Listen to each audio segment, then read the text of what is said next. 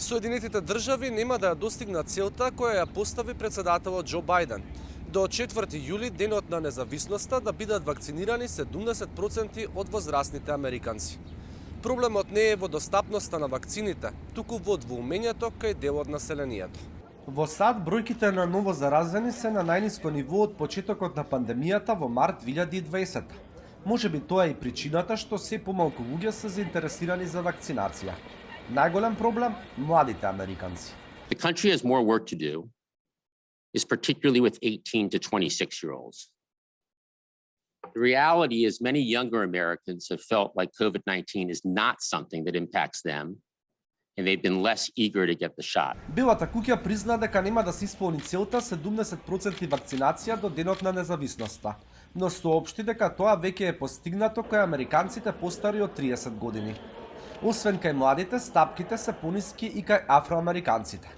Од Центарот за контрола на болести велат дека ситуацијата се подобрува, но законодавците во Конгресот сметаат дека треба уште многу да се направи. We will not reach the goals in many states and communities if we do not continue to address the hesitancy, misinformation, and other issues holding back Americans from getting vaccinated. We have to continue increasing access and addressing barriers which make it hard for people to get vaccines, especially for people of color. И кај дел од религиозните групи има противење. Речиси половина од евангелистите велат дека нема да се вакцинираат. And at the global level, American evangelical culture is highly influential in parts of Asia and Africa. We're already exporting our misinformation and fears to the rest of the world, especially via social media. Позитивно е што здравствените власти се оптимисти дека и со овие стапки на вакцинација нема да има сериозен четврт бран на инфекции следната зима. I don't think even under those circumstances that you're going to see things like 1,000 deaths a day.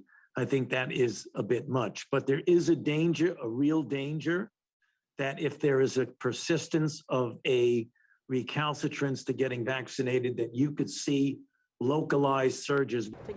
Во САД досега се дадени над 320 милиони дози вакцини, а над 150 милиони луѓе или околу 46% од вкупното население е целосно вакцинирано.